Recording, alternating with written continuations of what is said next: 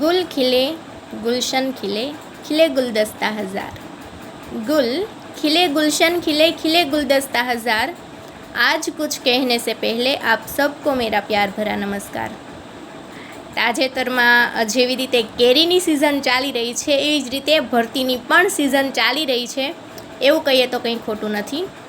તાજેતરમાં જ ગુજરાત ગૌણ સેવા પસંદગી મંડળ બોર્ડ દ્વારા રેવન્યુ તલાટીની ખાસી ઓલમોસ્ટ 2400 જેવી જગ્યાની ભરતી પ્રક્રિયા ચાલુ કરવામાં આવી છે, જેમાં ઓનલાઈન ઓજસની વેબસાઇટ ઉપર આપણે લોકો જાતે જ અથવા તો કાફેમાં જઈને ફોર્મ ભરી શકીએ છીએ। આજે મને ઘણા વિદ્યાર્થીઓની રજૂઆત આવી કે દીદી તમે પોતે રેવન્યુ તલાટીની જોબ કરી ચૂકેલા છો, ગૌણ સેવામાંથી રેવન્યુ તલાટી પાસ કરી ચૂકેલા છો, તો તમે કઈ સ્ટ્રેટેજી અપનાવી હતી અને અમારે કેવી રીતના તૈયારી કરવી જેથી કરીને અમે અમારું નામ કન્ફર્મ કરી શકીએ। ઘણા બધા આ વિષય ઉપર પ્રશ્નો હશે। તમે લોકો મને કોમેન્ટ મારફતે અથવા ટેલિફોનિક મેસેજ વોટ્સએપ કોઈ પણ માધ્યમથી મને તમારા પ્રશ્નો મોકલજો અને હું બધાયનું સોલ્યુશન આપવા માટે પ્રયત્ન કરીશ। સૌથી પહેલાં તો બધાએ ફરજિયાત ફોર્મ ભરી દેવાનું છે જે લોકોનું ગ્રેજ્યુએશન છે। અમારા વખતે 12 પાસ ઉપર ભરતી હતી, પણ નાવ એ લોકોએ ક્વોલિફિકેશન અપ કરી નાખ્યું છે અને હજી ઇન ફ્યુચર પોસ્ટ ગ્રેજ્યુએશન નહીં કરી નાખે તો જ નવાઈ છે। આમાં પણ ટૂંકમાં સમયની સાથે નીતિ નિયમો ચેન્જ થતા રહે છે, પરંતુ જે લોકોને ગ્રેજ્યુએશન કમ્પ્લીટ છે એ લોકો તમામ એલિજિબલ છે, ચાહે તમે આર્ટ્સમાં કર્યું છે, કોમર્સમાં કર્યું છે, ડિપ્લોમા કર્યું છે, ગ્રેજ્યુએશન સમકક્ષ પણ ચાલશે। ઘણા બાળકો એવું પૂછતા હતા કે અમે ડિપ્લોમા એન્જિનિયરિંગ કર્યું છે તો અમે ભરી શકીએ? હા, તમે પણ ભરી શકો। જે ગ્રેજ્યુએશનને સમકક્ષ છે એ તમામ ભરી શકશે, બરાબર? ડિપ્લોમા ડિગ્રી એ લોકો ભરી શકશે। તો સૌથી પહેલાં તો તમારે કોમ્પ્યુટરમાં, મોબાઈલમાં ઓજસની સાઇટ ઉપર જાતે પણ ફોર્મ ભરી શકો છો। પોતાનું રજિસ્ટ્રેશન કરવાનું છે। જો રજિસ્ટ્રેશન હોય તો તમારો નંબર નાખવાનો છે। નોન ક્રિમિલિયર સર્ટિફિકેટ જે બાળકો ઓબીસીમાં આવે છે, અનામત કક્ષામાં આવે છે, એ લોકોએ એનું નોન ક્રિમિલિયર સર્ટિફિકેટ ફરજિયાત કઢાવી લેવાનું છે। આજથી 2 વર્ષ પહેલાં કઢાવેલું હોય છે તો એનું વેલિડ ગણાશે, 3 વર્ષ સુધી એ વેલિડ ગણાતું હોય એટલા માટે। પરંતુ જે લોકો ઓબીસીમાં છે એ લોકો ચોક્કસથી પોતાની કેટેગરીમાં ભરે, એનો લાભ મેરિટ વખતે મળતો હોય છે, સ્થળ પસંદગી વખતે પણ મળતો હોય છે। જસ્ટ કાઇન્ડ યોર ઇન્ફોર્મેશન કે મને ભાવનગર જિલ્લો, જો હું આ ઓબીસીમાં ન હોત તો જિલ્લો ના મળત। મારા નામની પહેલી સીટ ભાવનગર જિલ્લાની ઓબીસી હોવાના લીધે છૂટી હતી, તો આ બેનિફિટ છે। તો એકાદ દિવસ મામલતદાર કચેરીએ તમારે જવું પડે એવું બને, પણ ચોક્કસથી પોતાનો ઓબીસીનો દાખલો અને નોન ક્રિમિલિયર સર્ટિફિકેટ કઢાવી લેજો। ત્યારબાદ ઘણા લોકો એવું કહે છે કે ભાઈ અમે તો પોલીસની રિટર્ન એક્ઝામની તૈયારી કરીએ છીએ અને હવે કરું તો શું કરવું? હા, તો તમે પોલીસની રિટર્ન એક્ઝામની જ તૈયારી કરો, પરંતુ અહીંયા એક થોડો ટાઈમ કાઢીને રેવન્યુ તલાટીમાં ફોર્મ ભરી દો। જરૂરી નથી કે પોલીસમાં આપણે લાગી જ જઈએ।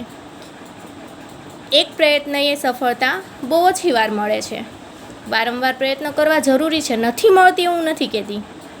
ઘણીવાર પ્રથમ પ્રયત્ને પણ સફળતા મળી જાય છે, પરંતુ આપણે આપણો બેકઅપ પ્લાન લઈને તમામ ગવર્મેન્ટ એક્ઝામમાં, કોમ્પિટિટિવ એક્ઝામમાં ફરજિયાત ફોર્મ ભરી દેવાના, જેથી કરીને એકમાં નથી થઈ શકાતું તો બીજામાં થશે। ને એવું નથી કે પોલીસમાં કરેલી જે મહેનત છે એ ફેલ જશે ને હવે રેવન્યુ તલાટીનું નવું ચાલુ કરવું પડશે, ના।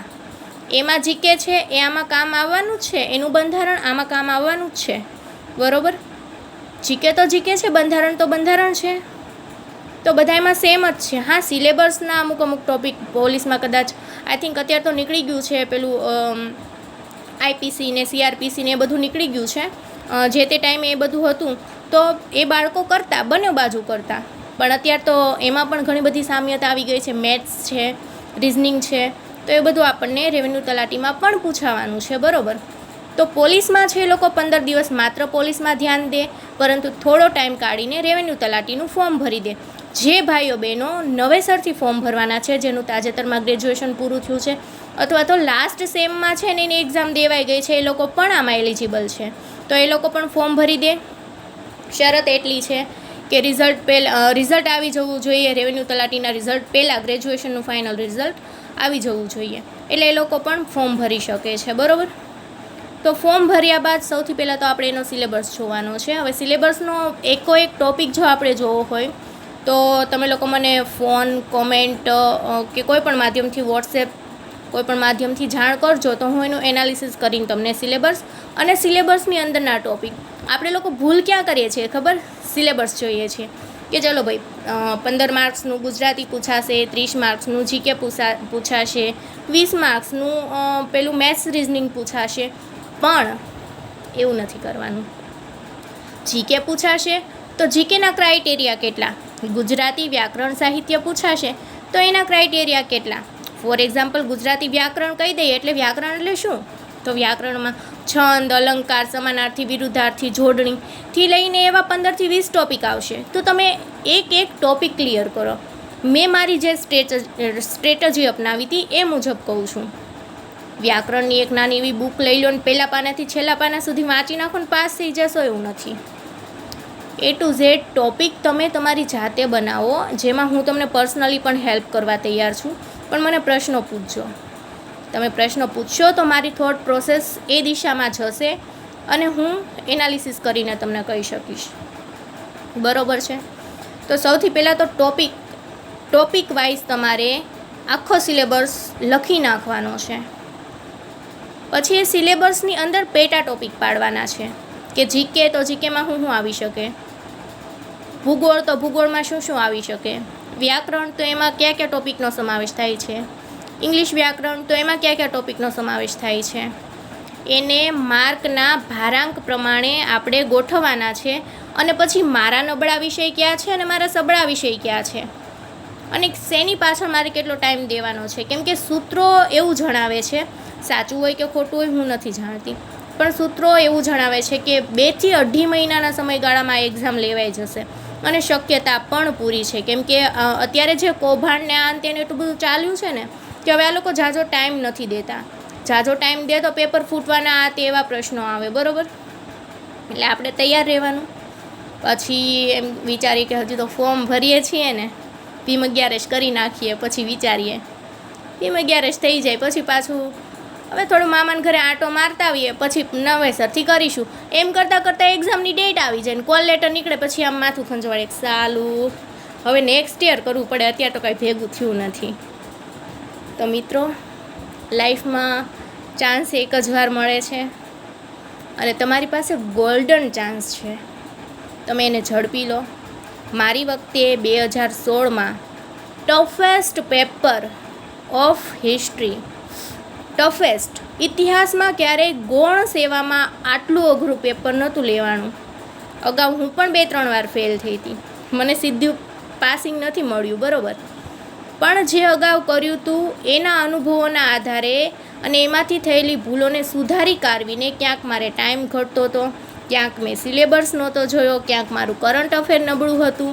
તો એ બધાયમાં સુધારો કરીને મેં વર્ષ 2016ની રેવન્યુ તલાટી ખૂબ સારા માર્ક્સથી પાસ કરી અને મેં 3 વર્ષ તળાજા રેવન્યુમાં સર્વિસ પણ કરી છે. હું કરી શકું છું તો તમે પણ કરી શકો છો.